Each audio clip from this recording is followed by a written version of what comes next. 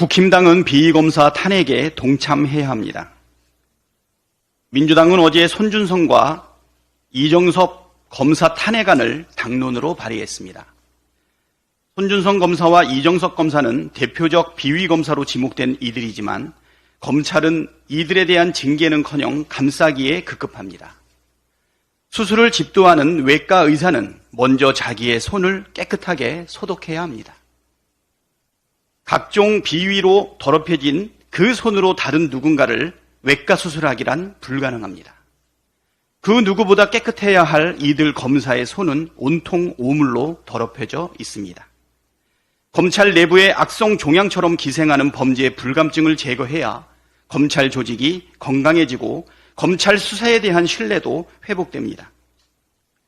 그동안 한동훈 법무부 장관에 가리고 눌려 그 존재감이 없던 이원석 검찰총장은 비위 검사들을 비호하는데 존재감을 드러내서야 되겠습니까? 국힘당은 비위검사 탄핵을 방해할 것이 아니라 오히려 앞장서야 합니다. 그래야 공정을 내세운 대통령의 뜻에 부합하는 것 아닙니까? 국힘당발 가짜 돈다발 대선 공작 일벌백계로 다스려야 합니다.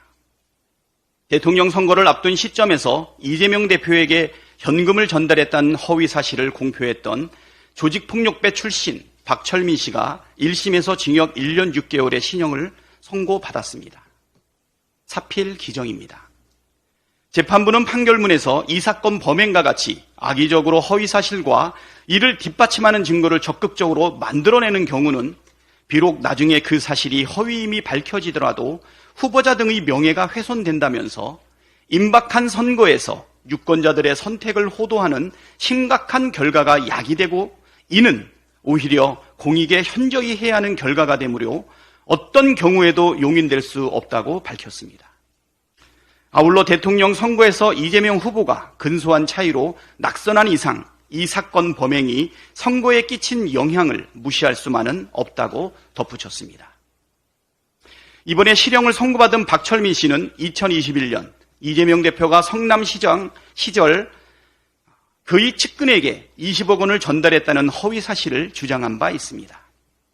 박 씨는 저와 제 친구가 이재명 쪽에 돈을 전달했다는 내용의 진술서와 사실 확인서, 현금 다발 사진 등을 국힘당 정치인 장영하 변호사에게 전달했고 장영하 변호사는 국힘당 김용판 의원에게 제보했습니다.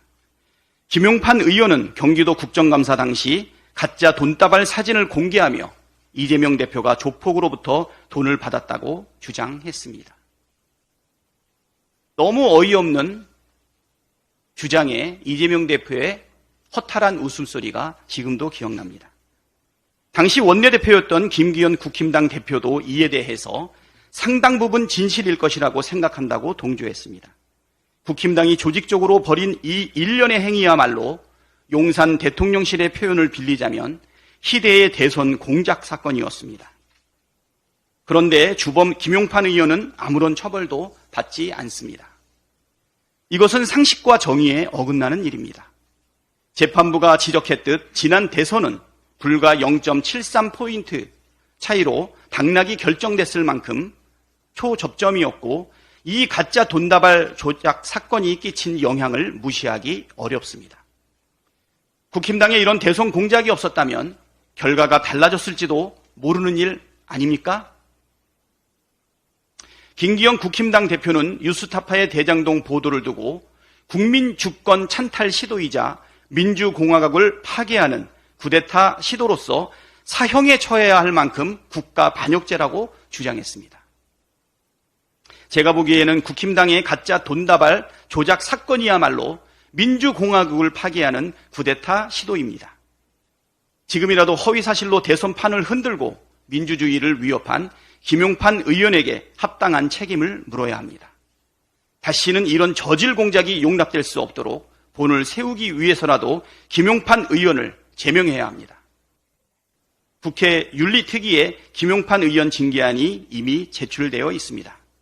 다시 한번 김용판 의원 징계안 신속 처리를 촉구합니다.